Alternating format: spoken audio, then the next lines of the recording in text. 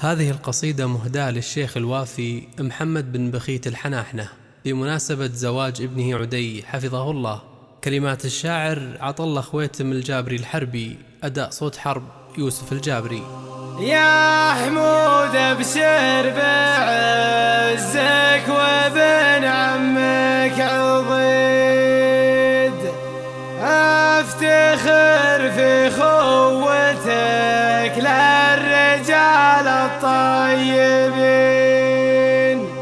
الوفا لأهل الوفا يمشي بذم الوريد، ما حسبنا للمسافات والقاسيين، جو ولا بر ربي يدبر ما يريد، التواصل حق مفروض بين المسلمين.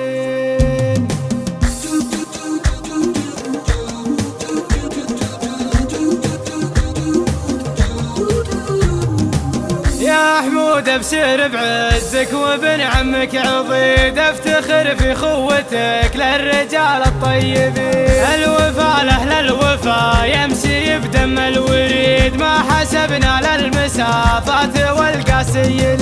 جو ولا بر ربي يدبر ما يريد، التواصل حق مفروض بين المسلمين، التواصل حق مفروض بين المسلمين. يا هجوسي ما لنا عذر عن جزل القصيد، ادخل بنوك الشعر واخذ الجزل الثمين، لي حقوق في بنوك الشعر لي رصيد، يا عدي انقش حروف الشعر باسمك تبين، في زواج عدي حاضر واجيب من الجديد، يا عدي الشعر لك فاح ورد وياسمين، يا عدي الشعر لك فاح ورد وياسمين، والحروف متوجه بالذهب نوع فريد، جيت ابارك جيت اشارك مع المشاركين، السعادة فالكم يا عسى عمرك مديد، يحفظك رب الملا من عيون الحاسدين، الوفا هو طبعنا عن طريق ما نحيد، للشمال سجها والولي ليه يعيد، للشمال سجها والولي ليه يعيد،